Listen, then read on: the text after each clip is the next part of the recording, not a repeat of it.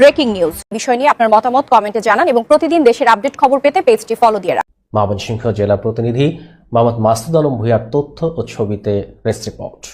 গাইবান্ধা সুন্দরগঞ্জ উপজেলার কাপাসিয়া খেয়াঘাটের চিত্র এটি। দুর্গম চরাঞ্চলের মানুষের জন্য এই ঘাটই প্রধান যাতায়াতের মাধ্যম। স্থানীয়দের অভিযোগ, জেলা পরিষদের ঘাটগুলোর ইজারা দিলেও এখন নির্ধারিত টোল তালিকা প্রকাশ করেনি। ফলে ইজারাদাররা যাত্রীদের কাছ থেকে ইচ্ছে মতো ভাড়া আদায় করছে। এতে করে প্রতিদিনের যাতায়াত বাড়তি খরচ গুনতে হচ্ছে সাধারণ মানুষের।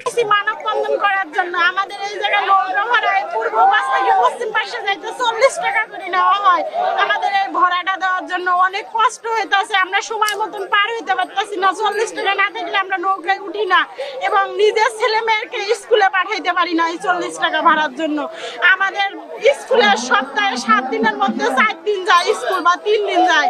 এই টাকার জন্য আমরা নিজেরা পারাপার হতে পারি না, সন্তানকে স্কুলে দিতে পারি না, সময় মতন চিকিৎসার জন্য। এ ব্যাপারে একাধিকবার মানববন্ধন করেও সমস্যার কোনো সমাধান হয়নি বলে অভিযোগ করেছেন স্থানীয়রা। তাদের দাবি, বাড়তি ভাড়ার কারণে স্কুলগামী শিক্ষার্থী, অসুস্থ রোগী সহ সাধারণ মানুষ চরম দুর্ভোগে পড়েছেন।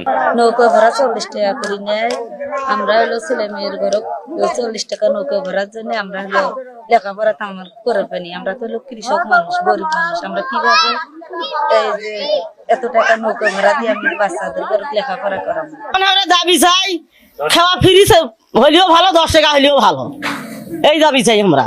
সংশ্লিষ্ট ঘটনায় সুষ্ঠু তদন্তের স্বার্থে ইতিমধ্যে একটি তদন্ত টিম গঠন করা হয়েছে বলে জানিয়েছেন জেলা পরিষদের প্রশাসক। এছাড়াও সরজমিন গিয়ে সাধারণ মানুষের মতামতের ভিত্তিতে ভাড়া নির্ধারণ করা হবে বলে জানান তিনি।